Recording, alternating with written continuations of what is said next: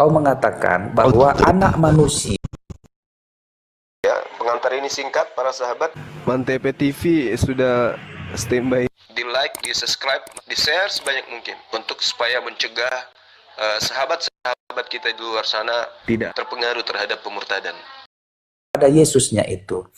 Jadi Yesus itu kan disebut anak manusianya dia itu untuk menyatakan bahwa dia 100% manusia, itunya maksudnya itu. Nah, kalau kau mengatakan, oke lah, kuterimalah dulu pernyataanmu bahwa anak manusia di dalam ayat itu mengarah pada Yudas Iskariot. Di ayat mana lagi yang lain pernyataan anak manusia ini yang mengarah pada Yudas Iskariot sehingga bisa menguatkan argumenmu? Tidak ada kemudian data untuk membantah, karena Yudas memang anak manusia. Yang menguatkan argumentasi saya adalah bahwa Yesus itu bukan makhluk yang dikutuk. Pahami itu dulu. Nanti kita Apakah Yesus adalah makhluk yang dikutuk? Bukankah yang dikutuk ini adalah yang menerima suap? Oke.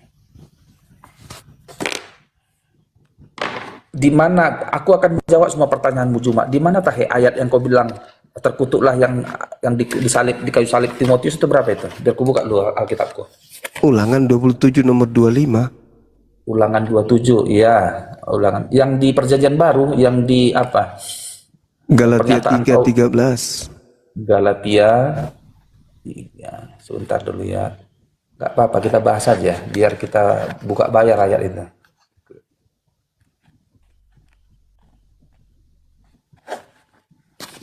Galatia.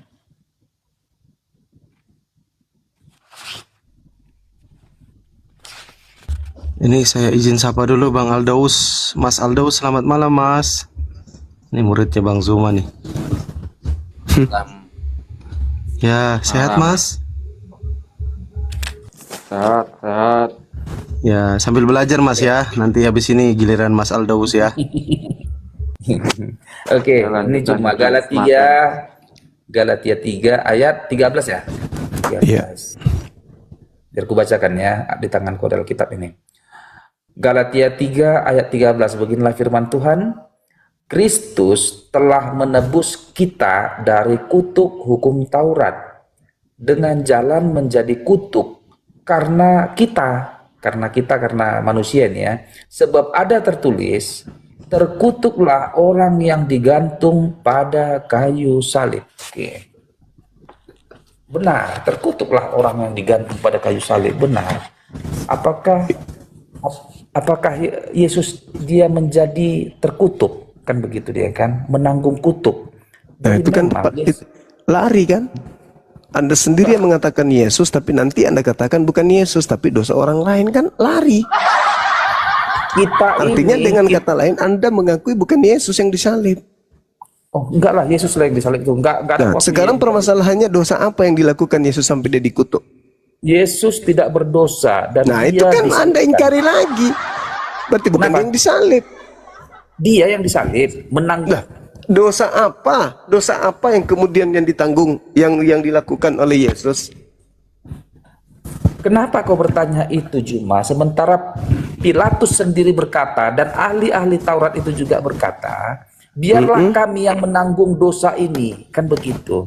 Artinya Pilatus menjatuhkan hukuman itu. Pilatus berkata begini dia, aku tidak menemukan satu kesalahan pun dari orang ini sehingga dia layak dihukum mati, katanya. Kan nggak bersalah dia itu. Nah, jadi karena memang sudah nafsu membunuh itu ada pada diri orang Yahudi dan orang Farisi ini, dan mereka pun tahu, mereka mencari-cari cara untuk membunuh tapi nggak menemukan cara karena nggak ada kesalahannya. Lalu mereka berkata, biarlah dosa itu tertanggung pada kami dan keturunan kami, katanya. Jadi memang si Tuhan Yesus ini nggak berdosa dia, yang dicari-carinya dosanya, kesalahannya. Nah, lantas kenapa dia harus kena salib? Orang dia nggak berdosa. Itulah dia untuk menepati, menggenapi nubuatan itu, penebusan dosa manusia. Aduh, itu doktrin. Itu doktrin Iyalah. orang Yahudi nebus dosa itu pakai hewan, bukan pakai manusia. Di Larinya perjanjian kacau. lama cuma di perjanjian lama. Ya iya, sekarang dia menggenapi nubuatan yang mana? Kan nubuat yang kemudian dijadikan sebagai acuan oleh orang-orang Yahudi tidak seperti nubuat yang dibikin-bikin oleh orang Kristen. Imam kepala Kayapas bernubuat Yesus harus mati untuk bangsa Israel agar supaya bangsanya tidak dirampas Roma. Kristen ngarang cerita Yesus harus mati untuk nebus dosa dunia. Kan tidak nyambung. Yang tahu prosesnya itu adalah orang yang terlibat pada keadaan di TKP. Siapa mereka? Imam kepala, mahkamah agama, orang Farisi. Nah sekarang kalau kayak apa Pilatus mengatakan, kalian yang menanggung bukan aku. Karena yang sudah disidang ini kan tidak pernah mengaku bahwa aku Yesus dan tidak pernah mengaku aku bukan Yesus. Coba Anda lihat, apakah kamu adalah Mesias, anak Allah? Apa kata dia? Apalagi gunanya aku bertanya? Apalagi gunanya aku berkata? Kamu sendiri yang mengatakan. Jadi bukan mengatakan, aku bukan Mesias. Atau dia mengatakan, iya betul aku Mesias. Tidak ada itu. Nggak ada. Malah dia mengatakan, mulai sekarang anak manusia Yesus. Nah, itu baru cocok. Sudah duduk di sebelah kanan Tuhan yang maha tinggi. Itu baru betul. Tapi kalau anak manusia yang menjadi kemudian angkatan jahat sebagai tanda untuk mereka, bisa Yudas, bisa Bom-Bom, bisa Edis, juga bisa kamu.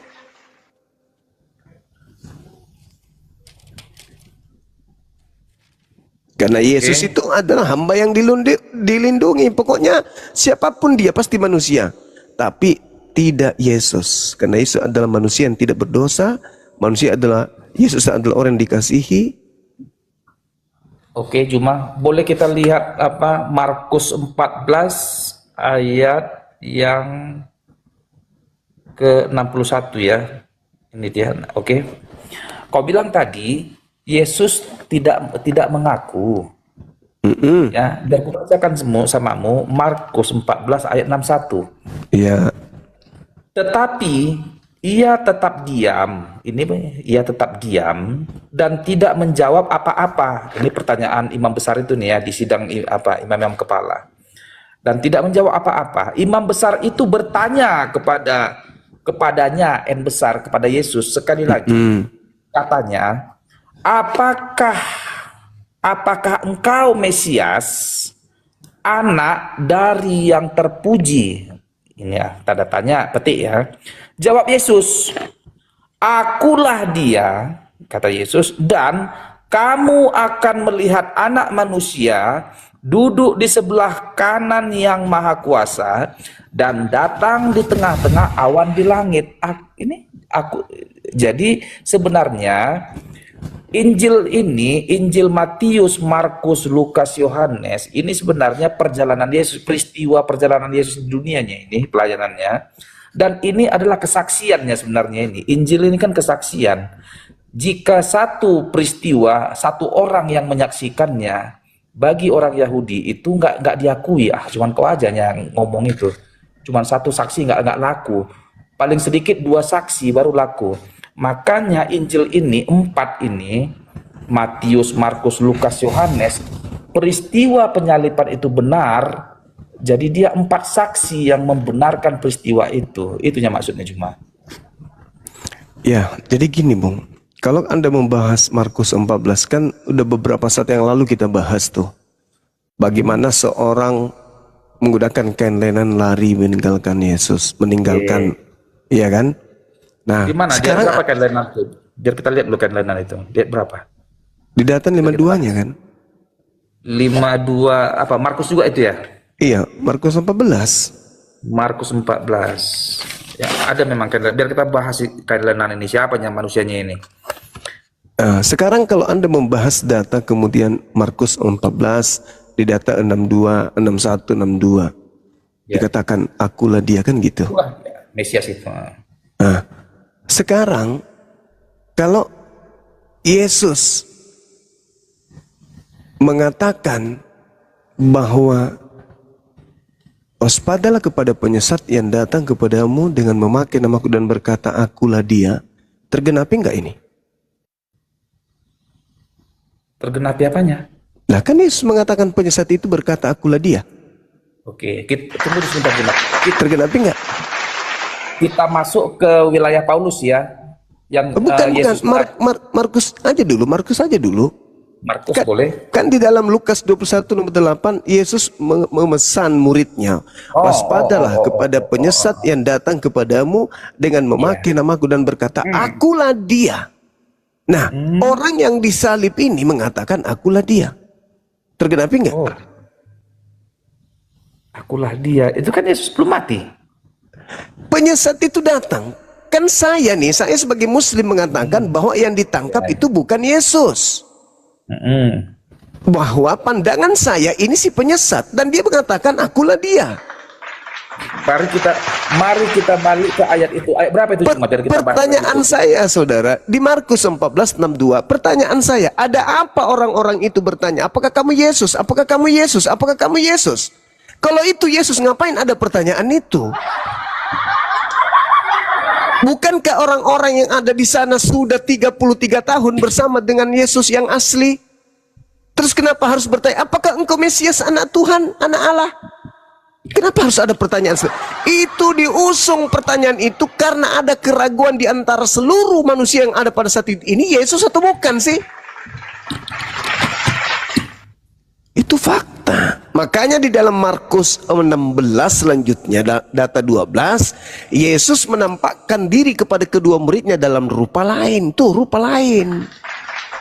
Dari mana Markus tahu kalau itu Yesus? Sedangkan imam kepala mahkamah agama, orang Farisi, masih bertanya-tanya, apakah engkau Mesias, anak Tuhan yang maha tinggi? Loh kok pakai nanya gitu? Ada-ada aja. Karena mereka ragu, ini siapa ini? Ini siapa orang ini? Masa tiba-tiba hanya gara-gara menghilang beberapa saat saja, tiba-tiba muncul orang semua pada bingung, ini siapa? Saya mengatakan bahwa yang ditangkap bukan Yesus, maka yang disidang bukan Yesus, maka yang disalib bukan Yesus, maka yang keluar dikubur bukan Yesus, maka yang disembah Kristen bukan Yesus. Selesai.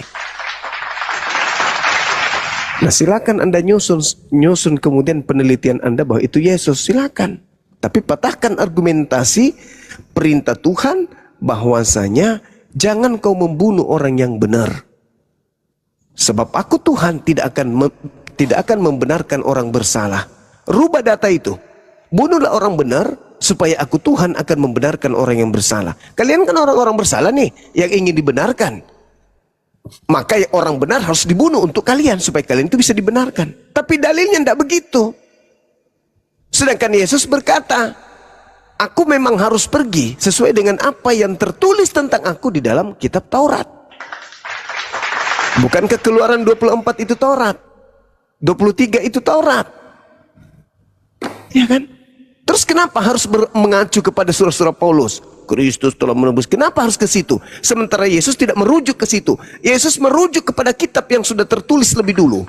Yaitu Taurat disebutnya. Bukan Roma, bukan Galatia, bukan Filipi, bukan Efesus dengan matinya. Tidak ada itu. Yesus mengatakan, aku memang harus pergi sesuai dengan apa yang tertulis tentang aku di dalam kitab Taurat. Kitab Nabi-Nabi. Amsal 21:18. Orang benar diselamatkan dan digantikan oleh orang fasik. Orang jujur diselamatkan dan ditebus. Ditebus oleh siapa? Oleh orang pengkhianat. Dalil itu, dalil. Aku memang harus pergi sesuai dengan yang tertulis di kitab terdahulu. Nah, ada nggak di kitab terdahulu kemudian Mesias mati pada hari ketiga bangkit? Di mana itu bisa dibaca? Nggak ada, Bung. Nggak ada. Kalian aja yang memaksakan. Kenapa? Karena ada kekuatan yang terselubung dalam nama Yesus supaya orang bisa terpedaya dengan itu. Ayo. Jangan kau hancurkan komputermu, santai aja. Halo, ya gini Juma. Yang bisa aku simpulkan, kau menjadikan kitab ini salah duduk, salah berdiri. Artinya, ketika di Injil Matius, Yesus itu kan nggak pala mengatakan, akulah dia, kan begitu kan. Dia mengatakan engkau sendiri yang mengatakannya, ngambang. Artinya nggak belak-belakan dia di kesaksian Matius ya, bukan Markus. Lalu kau berkata, nah kan Yesus nggak ngaku kan? Nggak ngaku kan? Oke, batal ini hanya karena tidak spesifik Yesus mengakui. Kau menuduh, oh kan nggak, Yesus nggak ngaku. Oke, makanya. Lalu kutunjukkan Markus. Ketika Yesus di Injil Markus berkata, pertanyaan Kayapas itu, apakah engkau Mesias anak yang terpuji? Yesus menjawab dengan tegas, akulah dia. Lalu kau berkata, nah kan terjadi nubuatan di apa kan, yang di Matius 24 ayat 4 dan 5 kan kau bilang bahwa akan banyak datang penyesat dengan mengaku aku Mesias. Berarti apapun jawaban di Alkitab ini akan tetap salah sama kau. Lah, kitab itu yang menjelaskan isinya. Masa saya harus menjelaskan sesuai dengan bukan kitab itu? Kan jelas Yesus sendiri yang mengatakan, waspadalah kepada penyesat yang datang kepadamu dengan memakai namaku dan berkata akulah dia. Jadi yang harus diwaspadai siapa? Oknum yang memakai nama Yesus dan berkata akulah dia. Jangan yang mengatakan akulah cantik, akulah ganteng, tapi akulah dia. Lawang orang waras harus paham itu. Sekarang permasalahannya, ada nggak yang mengaku akulah dia? Ada. Yang mana? Yang disalib. Nah, memungkinkan enggak itu betul-betul bukan Yesus? Memungkinkan. Kenapa bisa? Mustahil Yesus itu disalib. Karena salib itu adalah hukuman bagi orang yang dikutuk oleh Elohim. Sekarang pertanyaannya, dosa apa yang Yesus lakukan sampai dia sampai dikutuk? Dosa apa? Ada enggak dosa Yesus? Tak ada. Yesus tidak berdosa. Nah, berarti bukan dia yang disalib. Anda muter lagi ke sana. Tapi Anda maksakan karena Anda ego, ingin dosa Anda itu ditebus. Kan lucu. Ketika Anda mengatakan Yesus tidak memiliki dosa, dengan kata lain, mustahile Yesus yang disalib. Itu aja. Titik. Orang yang disalib adalah orang yang mati dengan jalan kutuk. Yesus mati dengan jalan kutuk. Na'udzubillah. Kemana perginya orang yang mati di kutuk? Surga, rupanya. Ini kesalahan konsep dari awal. Sebenarnya rangkaian demi rangkaian yang Anda kemudian ingin coba tegakkan itu pondasi awalnya karena dosa kaliannya itu yang ingin ditebus, sehingga keinginan-keinginan supaya masuk surga dosa ditebus, supaya selamat dosa ditebus, harus kalian merangkai data demi data supaya bisa sampai ke sana agar klop. Tapi tidak begitu. Yesus mengajarkan dosa ditebus itu dengan cara bertobat. Sekarang kalau Tuhan itu Maha Pengampun, bisa tidak Tuhan mengampuni dosa manusia tanpa harus ada yang salib-saliban kayak gitu, kayak aneh-aneh aja nih? Bisa nggak? Bisa. Dengan cara apa? Angkat tangan, mengaku di hadapan Tuhan. Tuhan, ampuni dosaku. Terhapus gak? Terhapus. Lalu siapa yang mengajarkan manusia sudah menjalar ke bumi oleh satu orang sehingga menjalar kemana-mana sehingga harus ada pendamai? Siapa yang mengajarkan itu? Siapa yang mengajarkan? Hah? Paulus. Paulus yang mengajarkan itu. Ilmu dari mana? Dari si dia yang mengaku akulah dia ini. Ini si B yang kerok ini, yang ngaku-ngaku akulah Yesus. Ini. Ada nggak Yesus mengatakan waspada kepada Yesus? Ada. Yesus tegas mengatakan itu. Waspadalah kepada Yesus. Mengaku Kristus. Nah, yang datang kepada Paulus, Yesus Kristus nggak? Yes, Yesus Kristus. Terus kenapa harus dipaksakan ketika sudah ada nasihat Yesus?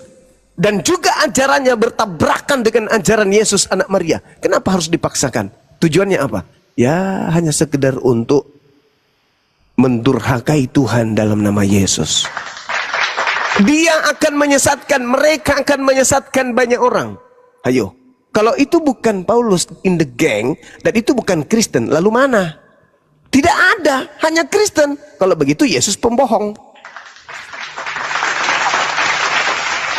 Adalah lebih baik Yesus itu bukan pembohong dan yang disesatkan itu adalah Kristen. Itu lebih cocok daripada tidak ada yang disesatkan, Yesus jadi pembohong dan Kristen juga hancur karena Yesus mengajarkan akan ada penyesat memakai namaku. Mana itu? Yesus pembohong berarti, Kristen yang betul. Tapi kalau Kristen ini mau menyadari ketika Yesus orang benar, maka Kristenlah yang hancur. Iya. Ya, malam sabar Bang ya. Bang KPK saya mute lagi. Dari tadi saya mute. Kasih kesempatan Bang Victor dulu selesaikan. Pak Pendeta ini Assalamualaikum, Muslim, Kristen? Halo, saya pengikut Simon Petrus yang memikul kayu salib, yang mati di salib. Oke, siap. Di mute dulu Bang ya. Simon lagi nih. Simon yang disalib. Ini tadi ada dua nih ya. Jadi ada dua pandangan. Ada yang dikatakan menyalib Yesus. Ada tiga pandangan ya. Victor, Yesus yang disalib. Kita umat Islam bukan Yesus yang disalib. Pak Pendeta ini Simon Petrus yang disalib. Nah ini seru nih. Ada tiga arah nih ya. Nah, ada betul. tiga arah. Iya. Berarti dengan kata lain yang disembah oleh Victor ini Simon.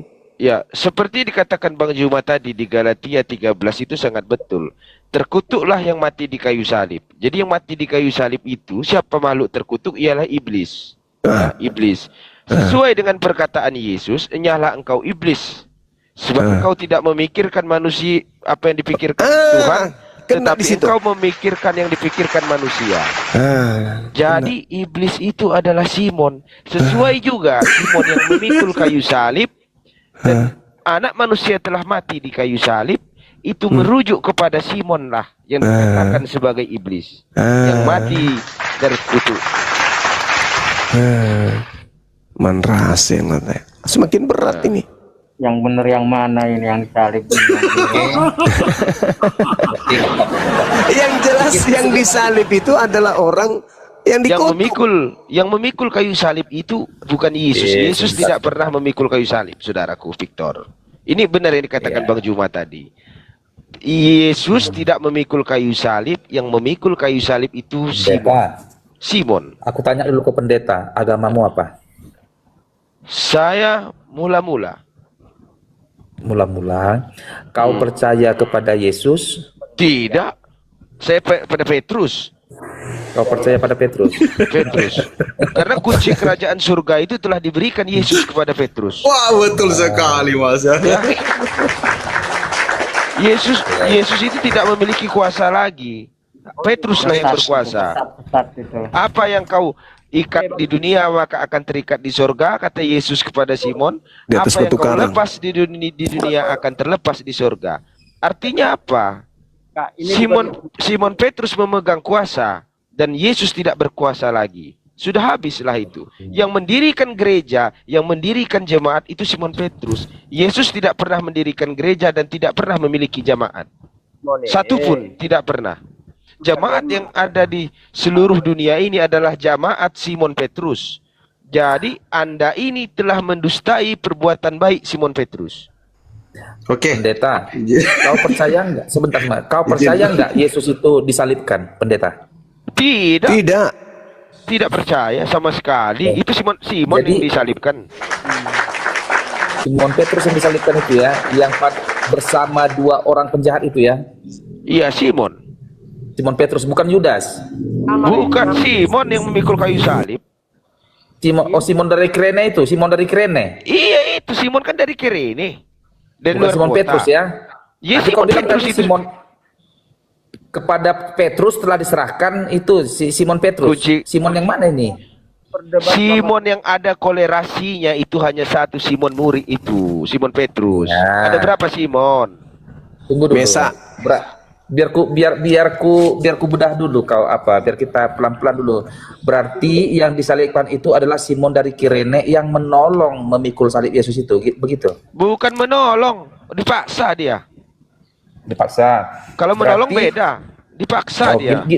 Dipaksa dia ya sama tentara Romawi ya. Iya, salib Yesus yang digunakan, bukan salib penjahat ya. Itu ada Yesus punya satu salib. Salib Yesus itu diambil, diberikan kepada Simon. Betul. Lantas dia Lalu berjalan di akhirnya belakang ya di Yesus. si Simon ini yang disalibkan ya. Ya itu kan yang tertulis Alkitabiah. Jadi Yesusnya gini pendeta. Pada saat itu pertama-tama kali kan Yesus yang memikul di tengah jalan karena tidak mampu lagi Yesus memikul kayu salib ini Tidak ada terjatuh. bunyi di tengah jalan dalam Alkitab itu, tidak ada di tengah jalan. Ya, ya, dari aku tanya dulu kau, apakah dari awal memang Yesus Simon Kirene ini memikul salib itu dari awalnya? Pada saat itu Simon Kirene kan ditahan waktu Yesus itu mau disalib. Mau, ya. Lantas salib Yesus itu diletakkan di pundaknya si Simon. Dan berjalanlah Simon di belakang Yesus. Dibawalah orang itu ke Bukit Tengkorak. Terjadilah proses penyaliban, selesai di situ. Dan dia sampai di sana ayatnya berkelanjutan di dalam orisinil teks paper tidak bertuliskan. Ada proses itu. Coba Natal itu kelahiran Simon. Ini nanti bingung teman-teman Kristen. Pendeta izin mute dulu Pak Pendeta. Apakah Natal kelahiran Simon? Sebentar. Nanti dulu. Pak Pendeta tadi saya bilang apa tadi waktu typing? Di mute dulu Pak Pendeta. Izin. Ini bahaya nih. Kacau. Sabar dulu, Lai. Sabar dulu satu-satunya. Ini selesaikan dulu Bang Victor ini. Berarti Yang lain Natal itu kelahiran Simon gitu. Ya bentar Bang Aldo, nanti dibahas itu ya. Ini dulu kita selesaikan dulu karena tadi masih dialog Bang Zuma sama Bang Victor. Saya kan tadi bilang jangan mengacau dulu. Biarkan Bang Zuma dulu selesaikan narasinya biar sama-sama belajar kita semua di sini. Narasi gini Bang apa? Sebentar. Bang Victor sabar. Bang Melbourne ini agamanya apa Bang? Kristen atau Muslim? Yang teman-teman Kristen, izin kalau Kristen di mute dulu, yang kawan-kawan Muslim standby dulu. Kita kasih kesempatan teman-teman Kristen. Ini mulai gaduh nih karena sudah ada masuk Simon Petrus yang disalib nih, bahaya.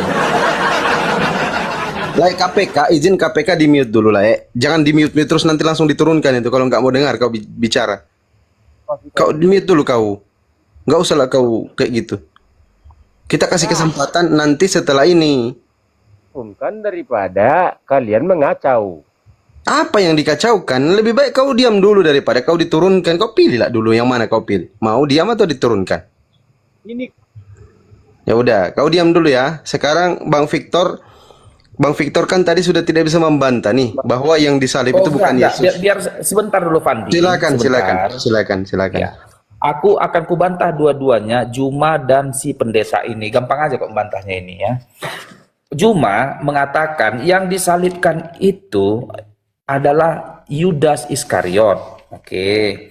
Karena bertepatan juga nubuatan tentang tanda Yunus, anak manusia akan berada dalam perut bumi itu selama 3 hari, mengacu pada Yudas Iskariot. Kata Juma ya, akan kutunjukkan sama kalian bahwa Yudas itu di tempat yang berbeda pada saat penyalipan Yesus, yaitu di Matius 27 ayat 3. Beginilah ayat bunyinya. Pada waktu Yudas yang menyerahkan dia di besar Yesus melihat bahwa Yesus telah dijatuhi hukuman mati, menyesallah siapa ini, si Yudas Iskariot ini. Lalu ia mengembalikan uang yang 30 perak itu kepada imam-imam kepala dan tua-tua dan berkata, ini ucapan si Yudas Iskariot ini, aku telah berdosa karena menyerahkan darah orang yang tidak bersalah, kata si Yudas. Tetapi jawab orang Farisi dan tua-tua itu, tanda petik ini, apa urusan dengan kami ini, dengan kami itu urusanmu sendiri. Maka ia pun melemparkan uang perak itu ke dalam bait suci, lalu pergi dari situ dan menggantung diri. Jadi situasinya di satu peristiwa Yesus sedang disalibkan, di peristiwa yang lain Yudas menyesal dan melempar uang itu. Nah, di ayat lain juga di Kisah Para Rasul, Yudas itu setelah penggantungan itu dia terbelah perutnya. Nah, di sini Yudas ada kok peristiwanya. Bagaimana mungkin Juma berkata yang disalibkan Yesus itu adalah Yudas, sementara Yudas sendiri mengembalikan uang si 30 perak itu kepada tua-tua Yahudi. Maka Juma ini batal itu ya.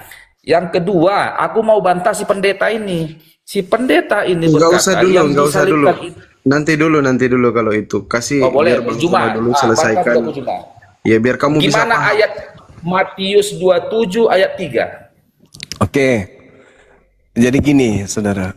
Sekali lagi saya katakan bahwa penulis kitab saudara itu mencatat sesuatu kejadian yang terjadi berdasarkan hasil penyelidikan. Mereka bukan saksi utama.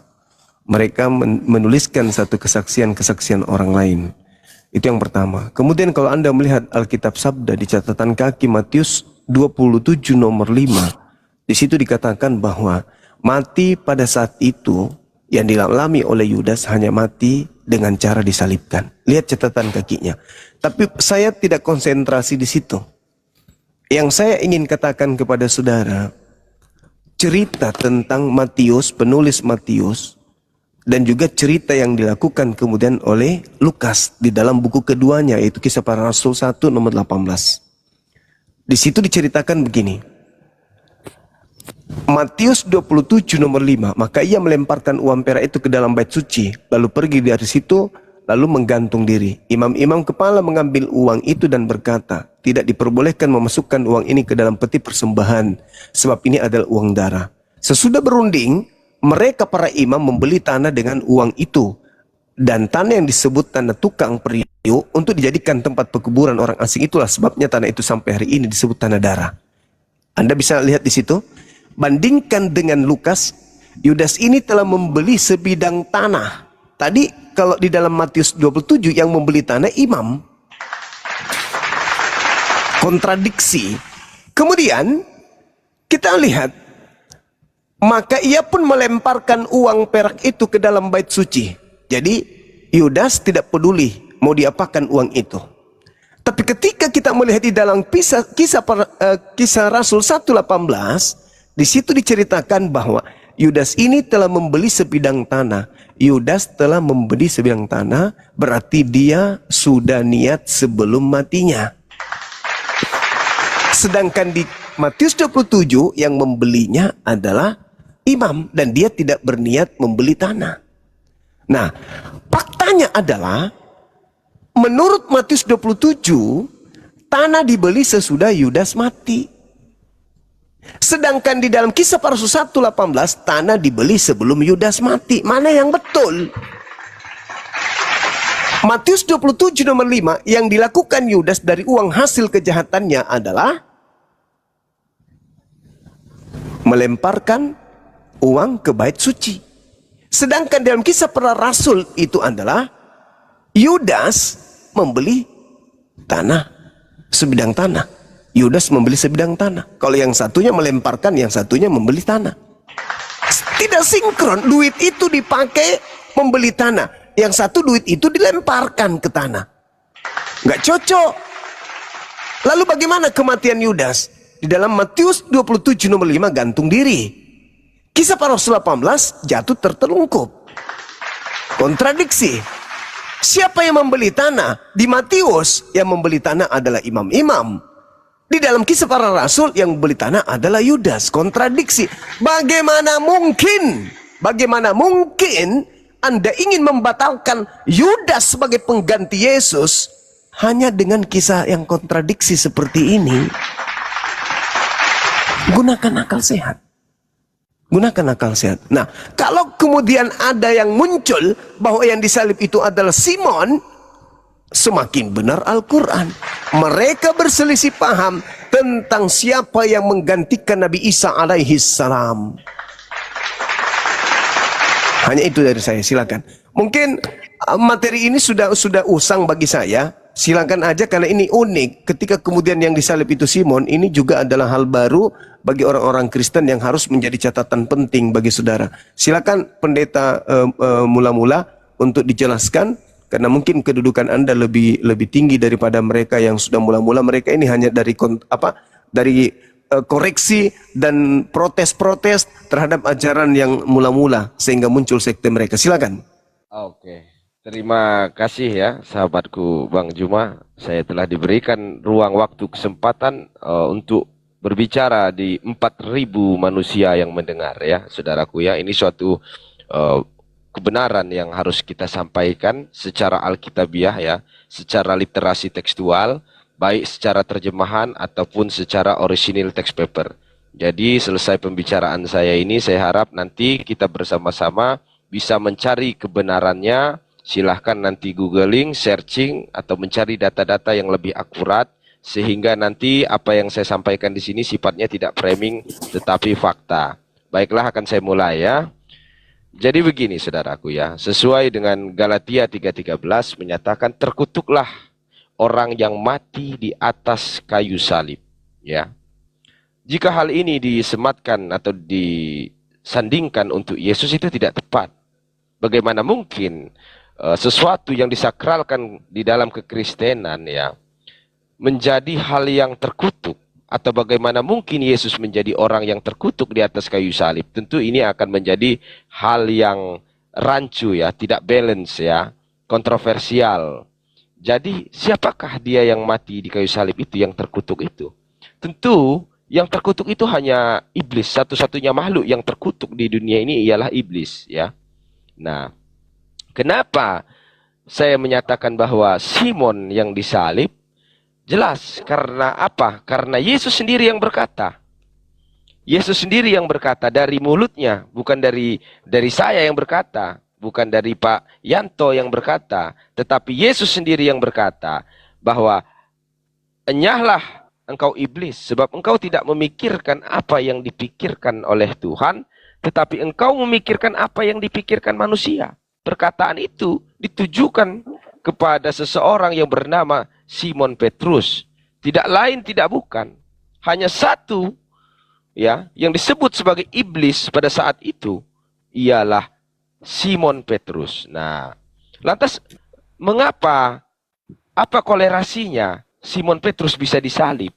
Nah, pada saat itu datanglah Simon ya. Simon itu dari Kirene. Ya, dari luar kota, dijelaskan di dalam ayat tersebut.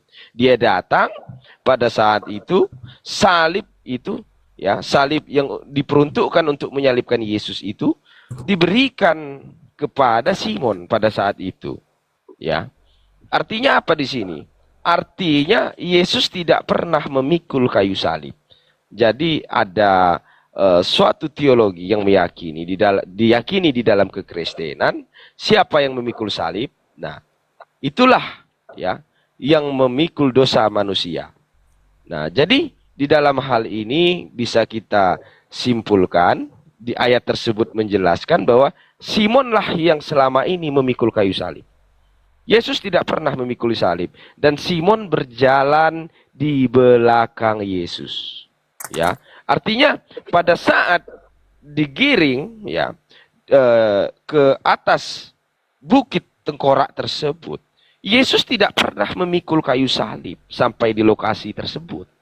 Ya, yang memikul salib sampai di lokasi tersebut, yang dicambuk di tengah perjalanan dan yang dipakaikan mahkota duri dan yang lalu meminum anggur asam dan yang membawa salib tersebut hanya satu orang, yaitu yang bernama Simon. Maka Simon ini matinya disalib. Harusnya ketika Simon dikatakan mati disalib, tidak cuma 3 dong, 4 kalau Yesus ikut disalib. Sebab 2 penjahat, 1 orang yang benar. Nah, kenapa dikatakan demikian? Harus 4. Karena Yesus juga, kalian mau menyalibkan Yesus. Tetapi faktanya Alkitab menceritakan Yesus berjalan di depan Simon. Simonlah yang memikul kayu salib tersebut. Begitu. Simon. Nah, sesuai hal tersebut, jika kita sangkut pautkan, kolerasinya apa dengan Galatia 13 dan dengan ketika Yesus menyebut Simon ini sebagai iblis, tentunya ini memiliki kolerasi pas bahwa Simonlah satu-satunya manusia yang disalib pada saat itu. Begitu. Sesuai, sebelum kejadian, Yesus berkata, kamu sudah menyangkalku 3 kali, katanya dengan Simon. Sudah 3 kali. Sebelum ayam berkokok, kamu sudah 3 kali menyangkalku. Nah, maka kamu harus memberikan nyawamu padaku, kata Yesus. Baiklah, kali ini aku tidak akan menyangkal. Nah, itu perjanjian antara Yesus dengan Simon Petrus. Sudah ada perjanjian bahwa Simon Petrus akan menyerahkan nyawanya untuk Yesus. Di mana direalisasikan, di sana lah saatnya. Disitulah tempatnya. Nah, yang kedua saya ingin menyampaikan selain daripada prosesi penyaliban tersebut ya, yang mati di atas kayu salib itu adalah manusia tadi yang saya sebut Simon. Saya mau menyampaikan bahwa untuk sekarang ini Yesus sudah tidak memiliki kunci kerajaan surga. Artinya apa? Artinya seluruh pengikut-pengikut Yesus atau seluruh orang Kristen di dunia ini tidak bisa masuk surga tanpa Simon Petrus. Bukan Yesus. Alasannya apa? Alasannya apa, Pak Pendeta? Kenapa kami orang Kristen tidak bisa masuk surga? Nah, bagaimana caranya kalian bisa masuk surga walaupun kalian memiliki 1000 Yesus? Jangankan 1 Yesus, 1000 Yesus. Jika tidak kalian melalui Simon, kalian tidak bisa. Karena ada perjanjian antara Yesus dengan Simon. Apa kata Yesus? Ya. Apa kata Simon kepada Yesus? Kata Yesus kepada Simon, kepadamu akan kuberikan kunci kerajaan sorga. Apa yang kau ikat di dunia, maka akan terikat di sorga. Apa yang kau lepas di dunia, maka akan terlepas di sorga. Ini suatu perjanjian antara Yesus dengan Simon. Ya.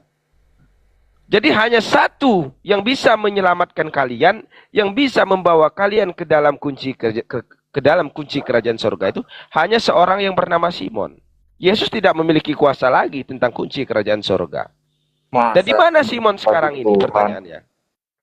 Ya. Masa Simon jadi Tuhan? Ya itulah faktanya.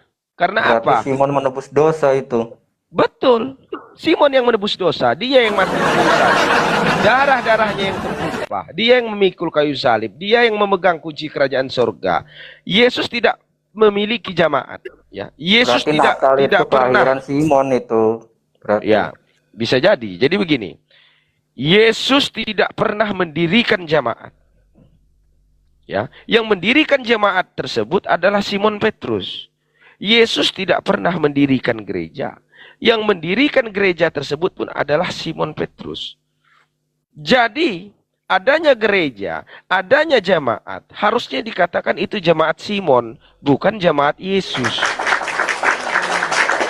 Begitu. Nah, pertanyaan yang paling besar, di mana Simon sekarang? Ya. Simon sekarang berada di neraka. Kenapa Simon di neraka? Karena sudah dienyahkan oleh Yesus. Siapa yang mengenyahkan Simon? Apa kata Yesus? Nyahlah engkau iblis kepada Simon. Artinya apa? Disuruh dia nyah. Kemana tempatnya iblis ketika dia nyah dari dunia ini? Ke tempatnya di mana iblis? Coba tolong dijawab. Kalau bukan di neraka, maka haruslah umat Kristen ini masuk dulu ke neraka, mengambil kunci kerajaan surga itu kepada Simon, keluar di sana dari neraka itu, barulah bisa masuk. Dan apalagi mau menunggu Yesus turun ke bumi, tidak bisa. Tidak bisa Yesus turun ke bumi. Karena apa? Karena kuncinya di bawah Yesus, di bawah Simon. Ya. Diambil lagi lah kuncinya, diambil. Bagaimana mau diambil Simon di dalam neraka? Itu persoalan. Ambil doang. Jadi tidak bisa, saudaraku, di bawah. Yesus tidak bisa turun ke bumi. Itu saya jamin. Kenapa Yesus tidak bisa turun ke bumi? Karena kunci kerajaan surga tersebut dibawa oleh Simon. Sudah diberikan kepada Simon waktu itu. Nah, ngapain dibawa kuncinya itu? Kecuali ada yang bisa mengantarkan itu. Jadi itu suatu kemustahilan. Nah, saya rasa cukup sampai di situ saya menyampaikan. Silahkan kembali lagi kepada sahabat saya, Bang Juma. Silahkan, Bang Juma.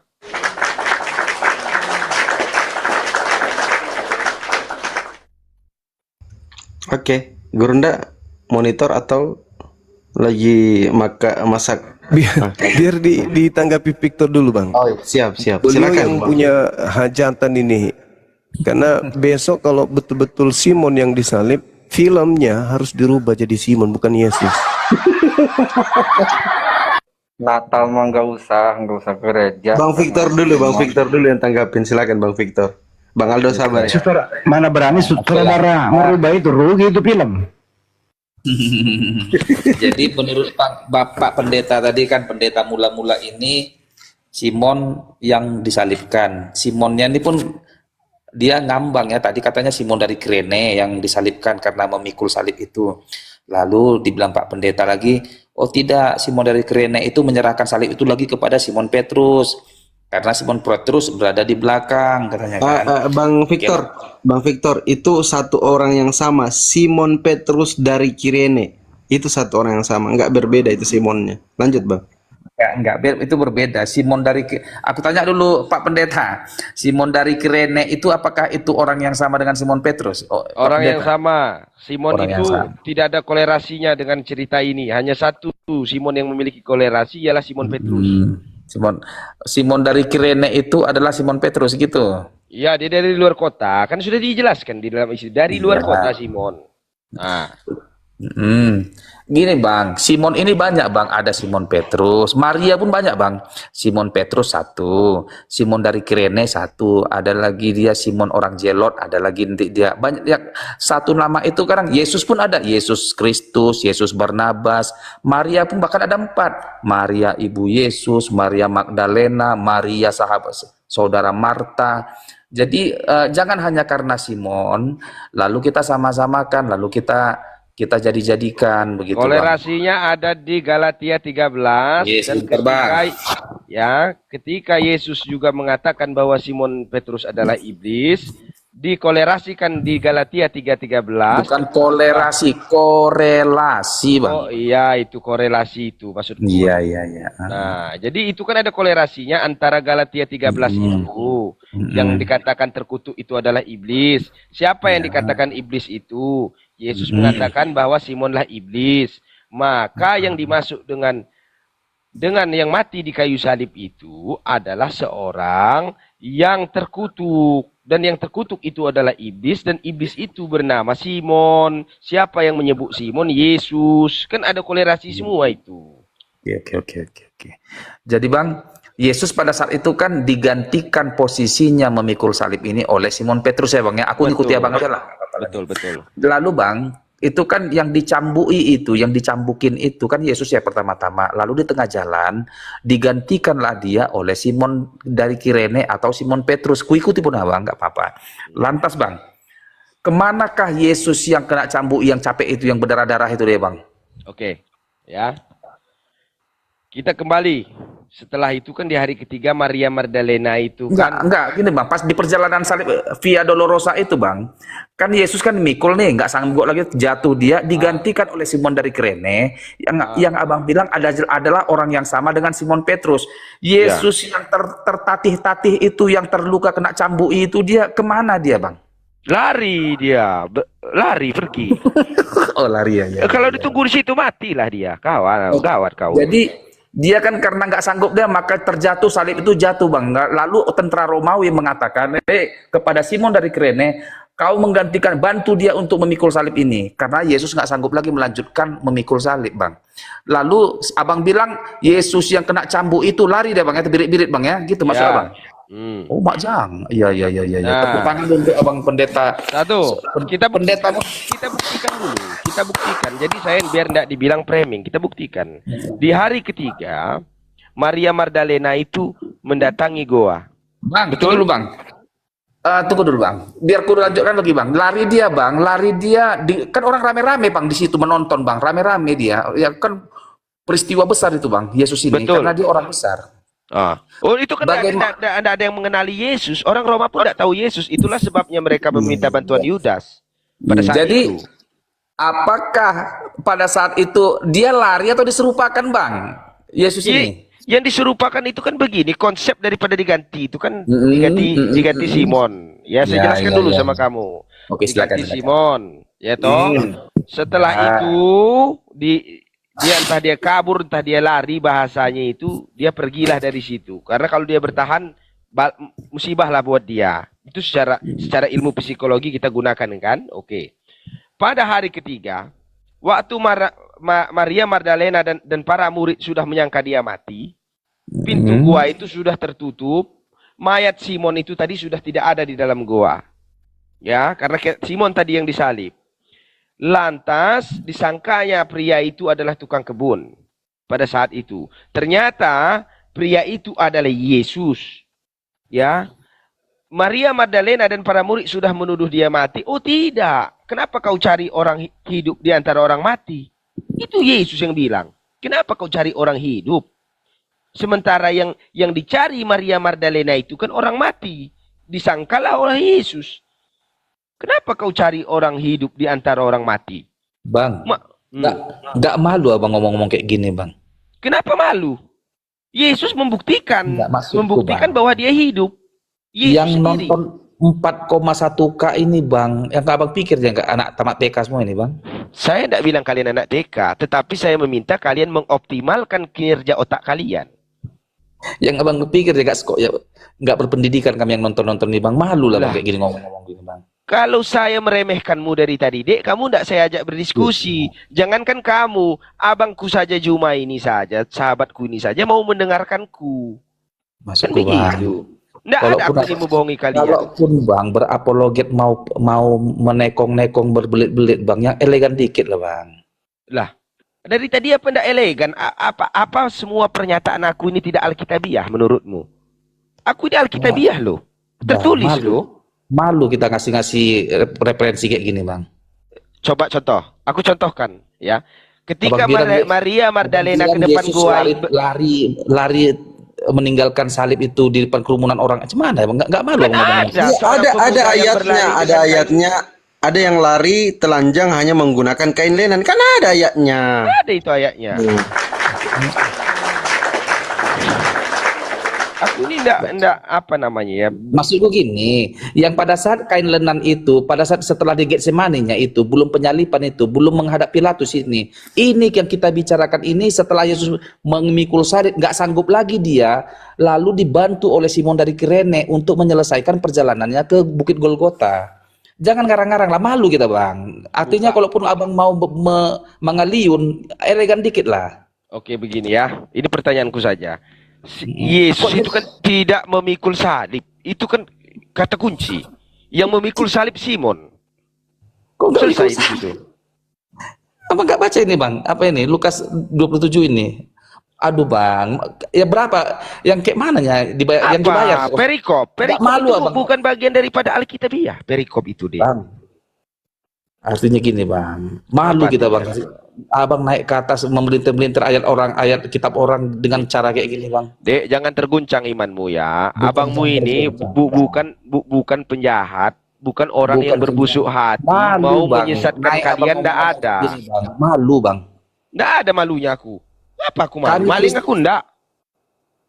Kami, Bang, Kristen ini ketawa lihat abang ngomong kayak gitu, Bang. Ketawa. Makanya aku dari awal tadi aku suruh kalian. Cerita si pendeta mula-mula ini. Saudaraku begini, sabar ya, kita elegan sedikit lah kita berdiskusi ya. Dari awal mula aku minta kalau aku berdiskusi kalian ada Alkitab di depanmu. Dibukakan semua ayat yang apa yang aku sampaikan dibuka, tertulis atau tidak. Jangan bawa teologi. Laepandi, Kita aku rasa membahas gitu. berdasarkan literasi tekstual. Tidak, Bang Juma, aku rasa nih udahlah, mungkin agak-agak apa, nanti kita sambung entah minggu depan lagi atau hari besok lah, Bang ya. Tapi kalau malam Ini contoh ketika kamu sudah shock, imanmu tidak kuat menerima kebenaran. Enggak, Bang, gini, Bang. Cemana ya, Bang. Kita di sini apologet dengan aku bukan sehari 2 hari berdebat-debat kayak gini, Bang. Ayat ini, Bang, udah capek kita, Bang. Jadi kalau ngomong-ngomong ngarang-ngarang, Bang, ngarang bebas, malu, Bang. Kita buka Alkitabiah, kau sangkal aku dengan ayat deh. Kita ini diskusi. Ya. Nggak, apa ya, yang abang pikir ya, nggak sekolah semua kami yang nonton 4.000 loh yang nonton, abang ngarang-ngarang cerita. Sangkal aku, kita secara Alkitabiah, sangkal aku dengan menggunakan ayat. Kalau kau merasa aku ini framing dan menyesatkan, silakan Bang Juma. Udah kabur dia, Bang Victor. Sok dia itu. Nggak kuat imannya. Nggak ada aku ini membohong-bohongi. Kalian itu bukan anak kecil lagi. Ya, kalian itu bukan anak kecil lagi. Aku ini nggak ada aku itu membohong-bohongi kalian. Kalau kalian aku bohongi dengan permen ya bisa-bisa saja kan. Kalian itu sudah tua, sudah berbulu. Masa mau aku bohongi? Lucu kali itu anak. Kurang akalnya itu. Mana ada aku itu membohongi kalian. Kalian sudah besar, sudah punya anak, sudah berbulu. Masa aku bohongi? Ayat itu ada semua. Bukalah Alkitab. Baca, apa gunanya Alkitab itu kalau tidak dibaca? Tertulis semua yang aku sampaikan itu. Yang memikul salib, Simon. Ya, yang digiring ke bukit tengkorak, Simon, sambil memanggul kayu salib. Yang terkutuk di atas kayu salib itu adalah apa? Yang terkutuk itu namanya. Kalau bukan iblis. Yang disebut iblis oleh Yesus, Simon. Sesuai dengan ayat itu. Oke. Mungkin bisa gantian ya Pak Pendeta. Siap. Izin di-mute dulu. Kita sapa dulu Bang Mino. Ini Kristen atau Muslim agamanya Bang? Bang Mino. Oke, nggak menjawab. Bang Aldo, monitor Bang Aldo. Tambah bingung saya. Apanya yang bingung Bang? Bertanya ke Bang Zuma kalau bingung Bang. Langsung bertanya ke Bang Zuma. Ada yang bilang Yesus punya Tuhan, ini bukan Yesus yang disalib. Ya udah bertanya Bang, bertanya aja. Yang benar Kalau yang bingung mana bertanya. nih? Ya bertanya aja Bang, silakan.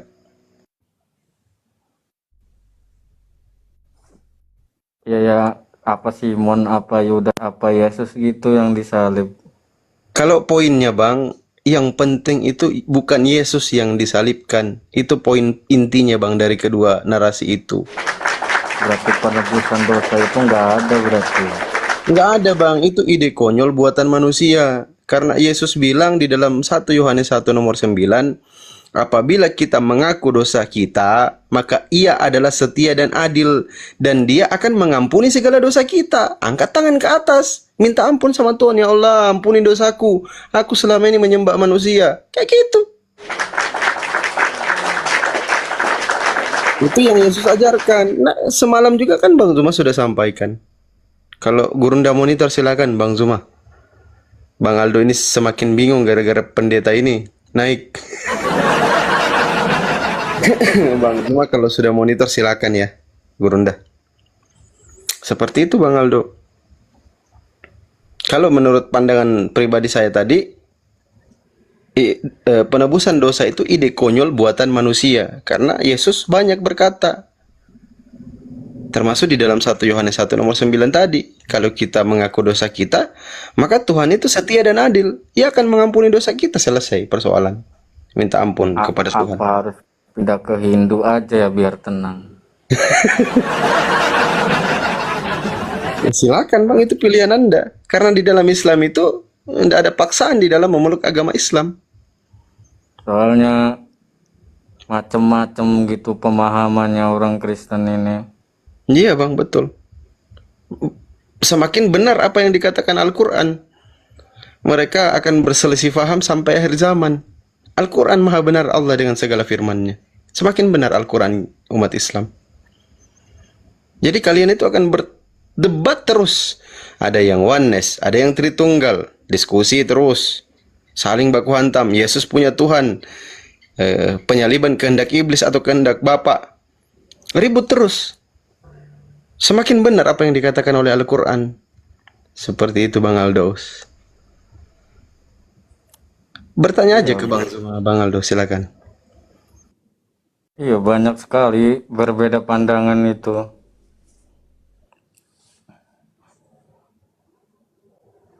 Gimana nggak tergoncang. Ya makanya belajar Bang. Itulah gunanya bertanya. Bang Zuma kok kayak gini ya? Gitu, bertanya aja ke Bang Zuma. Santai aja. Bang Zuma kok kayak gini sih Bang Zuma?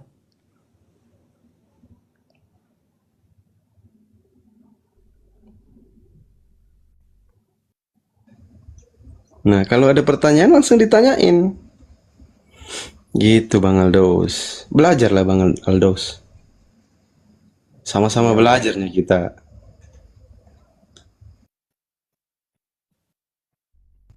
Bang Zuma kalau monitor masuk aja ya Bang Zuma ya. Udah bobo kali. Belum, Bang Zuma belum jam begini. Biasanya lagi bikin kopi beliau atau sholat tahajud. Begitu Bang Aldo. Bang Handi monitor Bang Handi. Tuh, jadi teman-teman Kristen itu kalau diskusi di Komal Muslim itu semakin membenarkan Al-Quran itu. Ketika kalian berdialog membahas tentang Tuhan, berselisih faham, udah maha benar Allah dengan segala firman-Nya. Al-Quran 1400 tahun lalu sudah bilang Bang, bahwa orang-orang kafir itu, orang-orang Kristen itu akan berselisih faham tentang Tuhan mereka. Gitu Bang Aldaus. Jadi sampai sekarang kalian itu ribut, bingung. Yang disalib ada yang bilang Simon, ada yang bilang ini, ada yang bilang itu. Gitu Bang Aldaus. Jadi direnungkan. Nah, kebetulan ada Bang Zuma, tunggu mungkin Bang Zuma masih tahajud. Bang Aldo, kalau sudah Bang Zuma monitor kembali, silakan bertanya, belajar sama Bang Zuma. Gitu. Matius 22 nomor 37, kasihilah Tuhan Elohimmu dengan segenap hatimu, dengan segenap jiwamu, dengan segenap akal budimu. Kita disuruh pakai otak kita untuk mengasihi Tuhan. Nah, tuh. Pakai otak. Gitu Bang Aldos. Bang Handi, monitor Bang Handi. Nggak monitor juga. Ketiduran Bang Juma itu. Enggak, lagi tahajud mungkin beliau. Silakan Pak Pendeta mungkin ngobrol sama Bang Aldos ini. Silakan. Iya. Tambah kacau ngobrol sama ini mah. Kenapa tambah kacau? Kenapa tambah kacau? Masa nanti Natalannya Simon. Masa Natalannya Simon. Aduh.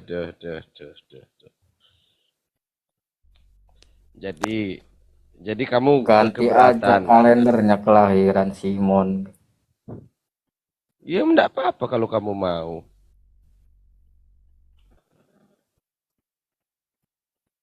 Sia-sia. Apa hal yang meragukanmu kalau misalnya Simon yang ternyata dia yang Iya, yang disalib? benar yang mana yang disalib, yang benar yang mana?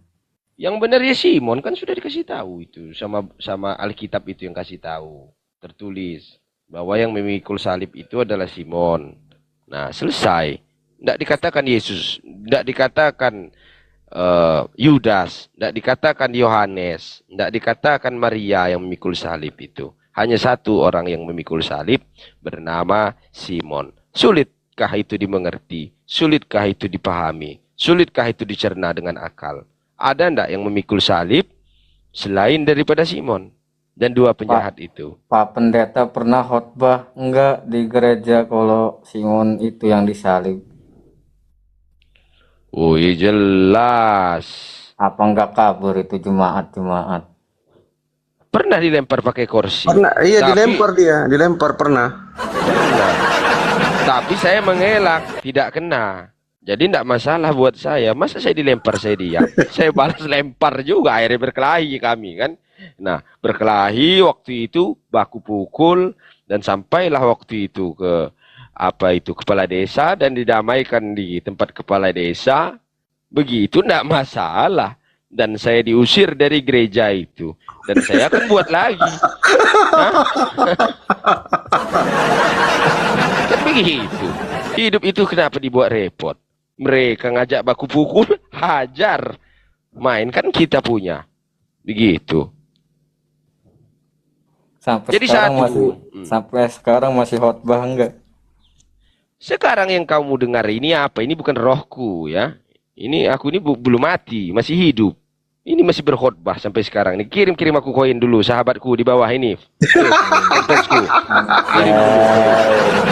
Baru 71. Bikin dulu aku ini banyak koin.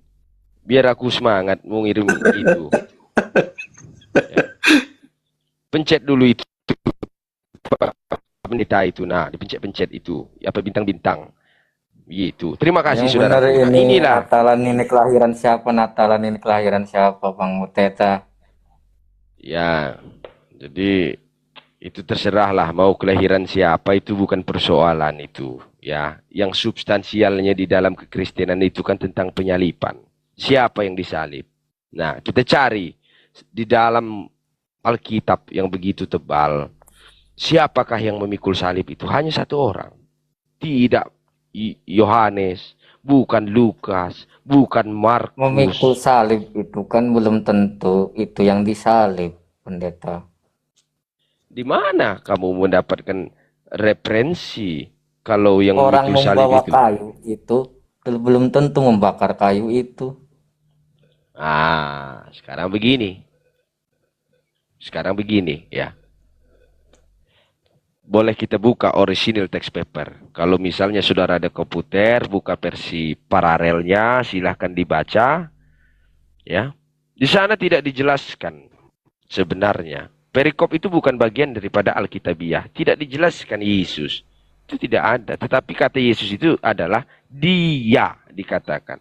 Ayat tersebut dari 20, 21, 23, 24, 25, 26 memiliki satu korelasi menceritakan satu tokoh bernama Simon yang pada saat itu dialah yang memikul salib, dia yang disalib, dia yang meminum anggur asam. Begitu. Seperti yang dikatakan. Aku sapa dulu Yeni, mungkin ini Kristen beliau nih. Selamat malam Bu Yeni. Malam Bang. Ternyata. Oke, silakan Mbak Bro Yeni mungkin mau tanggapi pendeta mula-mula ini karena ini barbar ini nanti jadi hari ulang tahun Simon nantinya 25 Desember. Silakan Bang.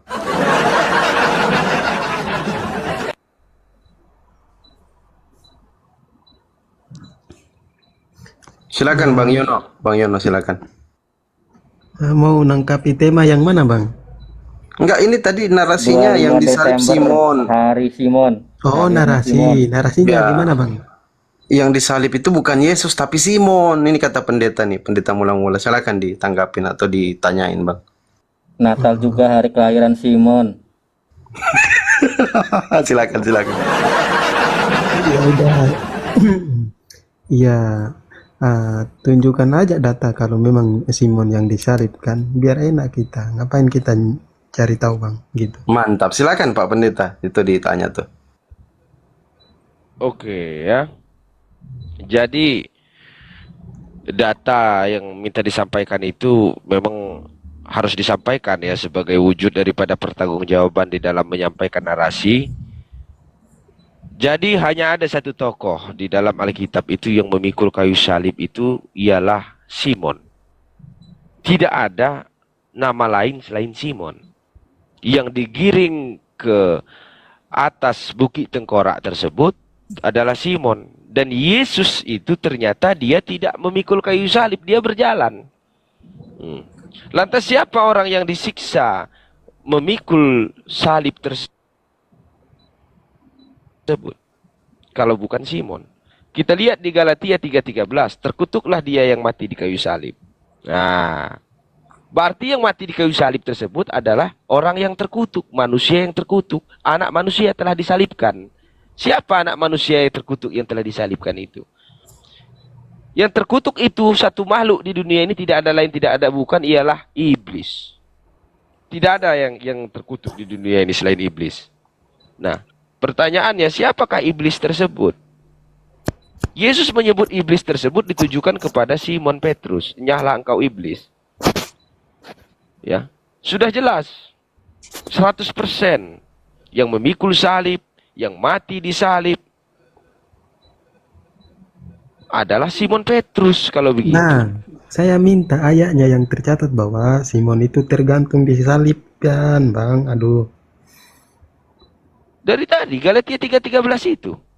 Terkutuklah dia yang mati di kayu salib itu. Oke, di situ berbicara tentang siapa di situ. Apakah ada nama Simon? Oke. Kamu boleh buka ketika Yesus menyebut Simon itu sebagai iblis. Nyahlah engkau iblis. Nah, apa kamu mau menyangkal ketika Yesus menyebut Simon dengan sebutan iblis? Bang, bagusnya itu kan aku udah bilang. Bagusnya abang tunjukkan data. Contoh saya bang, bentar bang, saya tunjukkan data kayak gini ya. Kayak gini Itu bang. nanti oke saya tunjukkan data. Itu Pak Hos ayat itu yang terkutuk itu Pak Hos tolong dibantu. Nanti tidak framing saya ini. Saya tidak pakai perangkat HP kayak dia ini. Kalah kita nanti. Dibuat iblis roh jahat ini. Iya, di Galatia 3:13 itu aja dibuka Ya, baru.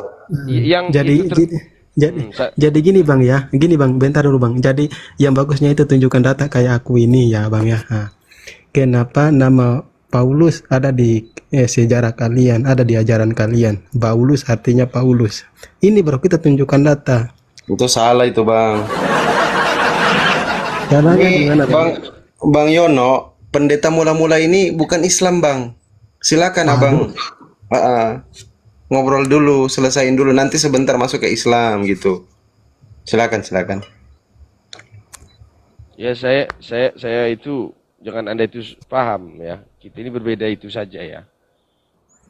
Nah, Yesus menyebut Simon itu dengan sebutan iblis. Seberapa tidak kau? Mana ayatnya bang? Kan mana? Kan aku butuh ayatnya, aduh bang, aduh. Oke, kalau sudah saya tunjukkan ayat sudah ya kau. Itu ayat berapa itu, Hos? Yang mana Bang? Nyahlah Yang engkau mana? iblis, sebab engkau tidak memikirkan apa yang dipikirkan Tuhan, melainkan Wah, manusia. itu ada dalilnya tapi lupa juga saya itu dalilnya. Di Iya, bawah. makanya jangan lupa bang. Tolong di Kita bawah harus itu. butuh data, Bang. Matius 21 nomor 23. Ya. Matius 21 ayat 23. Baca kau. Matius 16. Bulus itu bom. Matius 16 nomor 21 sampai 23. Baca kau.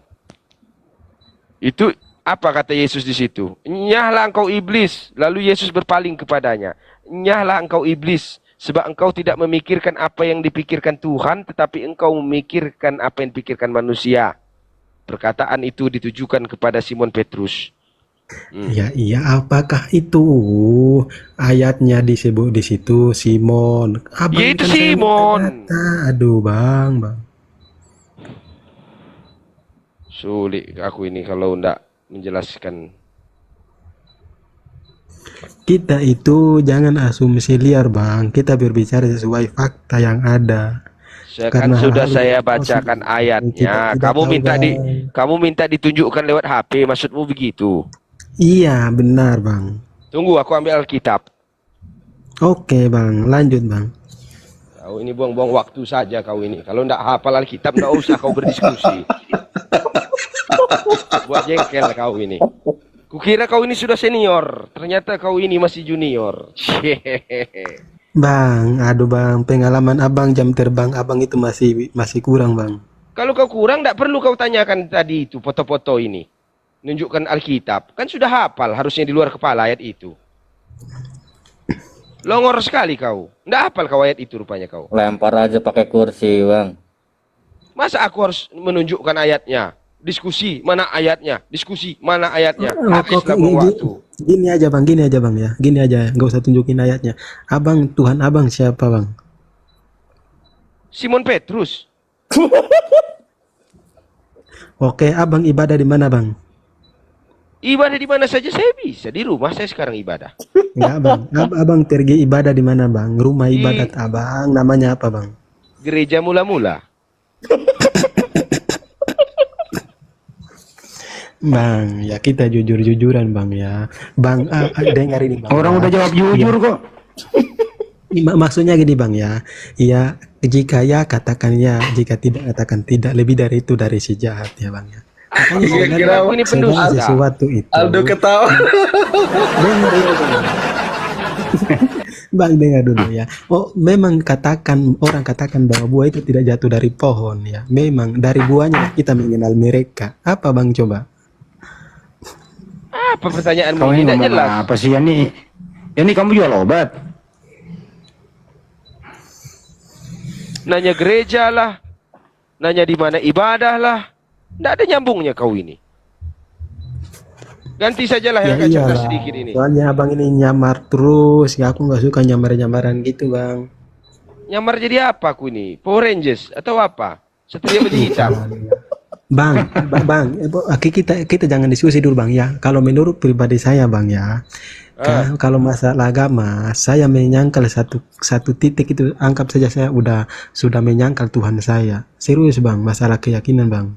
Makanya itu saya tidak mau bang.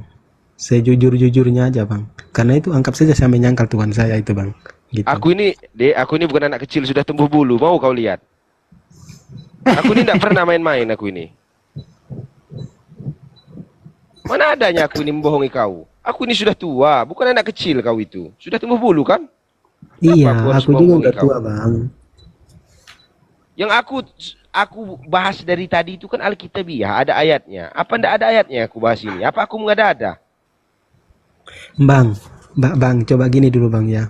Kalau ada tokoh atau ada seorang yang lain di luar Yesus yang mengatakan, aku pergi ke surga menyediakan tempat bagimu dan aku jalan dan kebenaran bang, saya tinggalkan Yesus bang. Kalau ada yang lain mengatakan itu bang. Tapi kenapa saya masih ada? Karena dia bisa berani berkata gitu. Bayangkan bang, coba tunjukkan salah satu pribadi yang bisa berani berkata gitu bang. Oke, Simon Petrus.